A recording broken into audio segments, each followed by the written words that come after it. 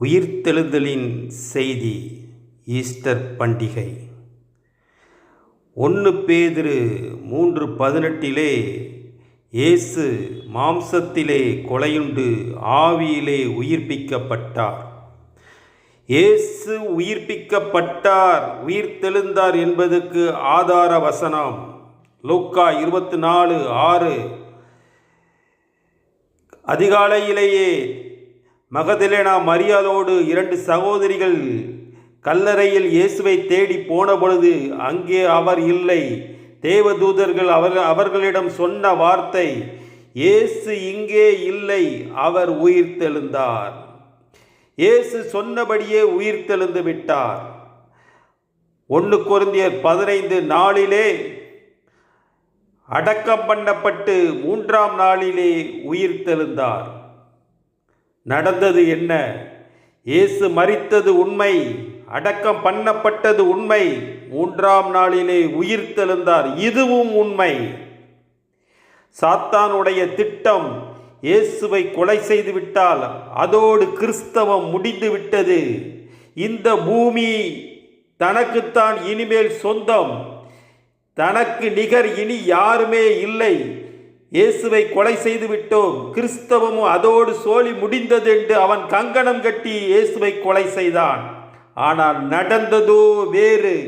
இயேசு மரித்தார், 3ஆம் நாளிலே உயிரோடு எழுந்து விட்டார். அது மாத்திரமல்ல, அவர் அவனை ஜெயித்தார். எப்படி ஜெயித்தார்? தன்னுடைய மரணத்தினாலே ஜெயித்தார். மரணமே உன் கூர் எங்கே? பாதாளமே உன் ஜெயம் எங்கே? மரணத்துக்கு இயேசு சிலுவையிலே ஜெயிப்பதற்கு முன்பாக மரணத்துக்கு ஒரு கூர் இருந்தது, பாதாளத்துக்கு ஒரு வல்லமை இருந்தது. இயேசு எப்படி ஜெயித்தாரோ அதன் பின்பு பாதாளத்தின் கூர் முறிக்கப்பட்டது, மரணமும் தோல்வியிட்டது. இப்பொழுது மரணத்துக்கு அதிகாரியான பிசாசானவனை தன்னுடைய மரணத்தினாலே ஜெயித்து வெளிப்படுத்தல் 1:18 பாதாளத்துக்குரிய திறவுகோலை உடையவராயிருக்கிறார். இயேசு கிறிஸ்துவ கையிலே இப்பொழுது திறவுகோல் இருக்கிறது. மரணத்துக்கு அதிகாரி இப்பொழுது இயேசு, சாத்தான் அல்ல. அவனிடமிருந்து பிடிக்கிவிட்டார். 1 பேதுரு 3:13 அவர் ஆவியிலே போய் காவலில் உள்ள ஆவிகளுக்கு பிரசங்கித்து அந்த ஆவிகளை பழைய ஏற்பாடு பரிசுத்தவான்கள் ஆவிகளை தன்னோடு கூட்டி வந்து விட்டார். இயேசு ஜெயித்ததுக்கு மறுபடியும் ஒரு ஆதாரம். கொலேசியர் 2:15 துரைத்தனங்களையும் அதிகாரங்களையும் ஒரிந்து கொண்டு வெளியரங்க கோலமாக்கி அவைகளின் மேல் சிலுவையின் மேலே வெற்றி சிறந்து விட்டார் இயேசு. எபிரேயர் 2:14 மரணத்துக்கு அதிகாரியான பிசாசானவனை தன்னுடைய மரணத்தினாலே அழிக்கும்படிக்கு அவர் ஜெயம் எடுத்து விட்டார். இயேசு ஜெயித்து விட்டார். இப்பொழுது நடந்தது என்ன? இந்த உயிர்த்தெழுந்த இயேசுவின் வல்லமை சபைக்கு கொடுக்கப்பட்டு விட்டது. இப்பொழுது நம்பர் 1 பவர் இயேசு.